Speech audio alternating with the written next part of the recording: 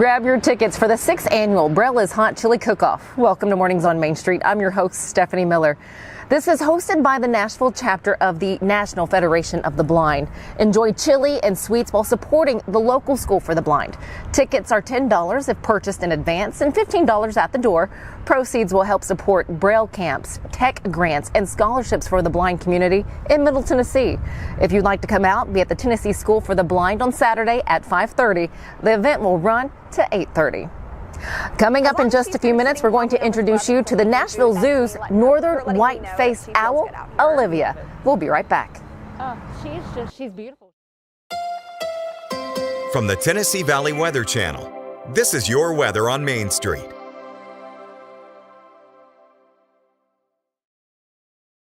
Good Friday morning, Taylor Plott here. Quick check on your forecast. Starting off your Friday morning, temperatures in the 50s with just a little bit of cloud cover around. Once we go throughout your afternoon hours, mostly sunny conditions. Clouds will start to build in a little bit more from the west once we get into your evening hours. Still maintaining those dry conditions, though. Temperatures early in the evening down into the 70s. Clouds continue to build on in, and once we get into your Saturday, partly cloudy skies to start off your Saturday morning, and still maintaining those dry conditions, at least until the late evening and overnight hours. That's when we'll start to see our showers and storms track on through. Some of them could be strong. Other story will be the cold front and the cool weather coming in behind it. 73 Monday with abundant sunshine, lows down into the maybe even some upper 30s and lower 40s across the area. And that nice fall weather continues for the remainder of the week.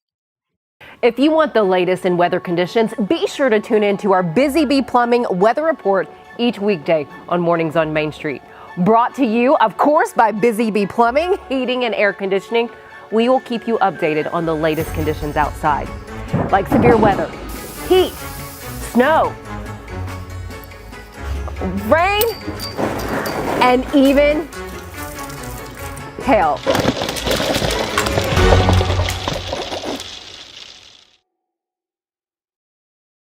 Welcome back. Do you happen to know why owls need to turn their heads? Also, you're going to find out what owls have in common with us. We have more from What's New at the Zoo with Jim Bartoo. So she does not like being touched. Yeah, she is just so adorable. Tell us a little bit about it. Yeah, what type of owl? She is a northern white-faced owl. So this is a species of little owl found in Africa, kind of the central area between the Sahara Desert and the equator. Okay. Found in that savanna. And they're called a Scops owl, is that correct? So Scops owl is kind of like the broader term. Okay. This specific subspecies is a northern white-faced owl. Northern white-faced. And how old is Olivia? Olivia is about 14 years old, so she is kind of halfway through her life. They live around 30 years under human care. No kidding. And, you know, a lot of people say when they see owls, they're like, you know, owls can turn their heads all the way around.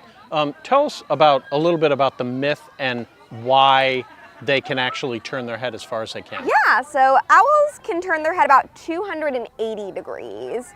The reasons that owls need to turn their head so far is because they actually can't move their eyes like we can. Our eyes are fixed in place, or our eyes are not fixed in place. We've got muscles around our eyes that allow us to kind of shift our eyes and our focus from side to side. An owl, it's kind of like they're wearing binoculars, so they don't have the same muscles around their eyes that allow for that wide range of movement that we have.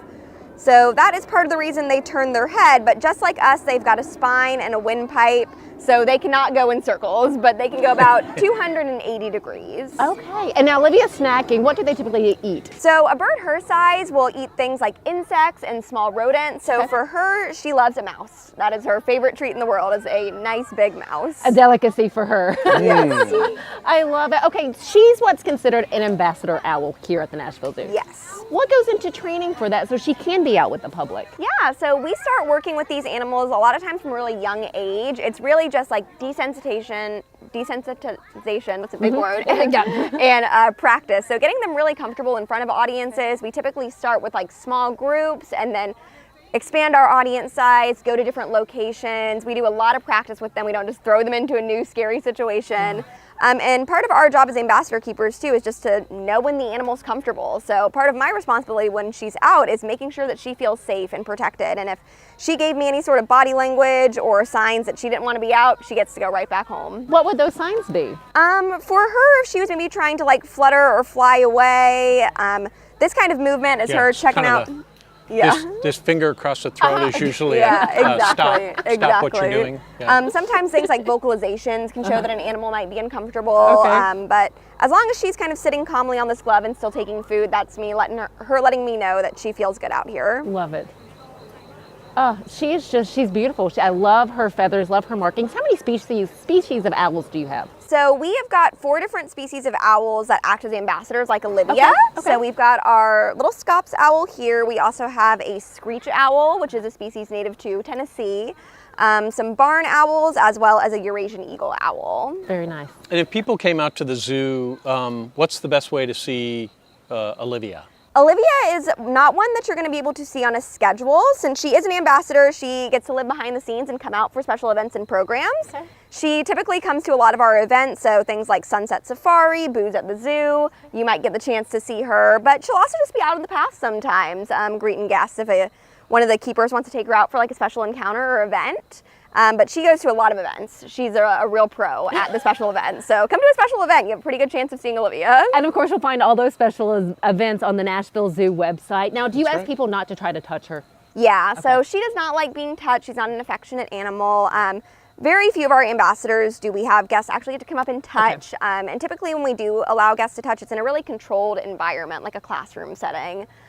So Olivia, not a big fan of being touched. We just let her do her thing. Olivia, I understand that. Totally. Be sure to watch the full episode of What's New at the Nashville Zoo with Jim Bartoo and myself, Stephanie Miller. I'm so blessed to be a part of this program. You can find that at Main Street Media TV. Of course, you have all of our shows at your fingertips by downloading the app Main Street Media TV Mobile. We'll be right back. Deep in a forest at Nashville Zoo, new creatures here for you to view. Phantoms graced in black and white swing high in trees of dappled light. In rocky crags, tall and steep, small antelopes with nimble feet. A wise old man with beard of white, a sentry perched on stony height. Amidst it all, a hunter lies, with coat of gold and steely eyes. A new adventure just for you. Leopard Forest at Nashville Zoo. Open now. Thanks so much for joining us on this Friday morning. Have a wonderful rest of your morning. We'll see you back here later on.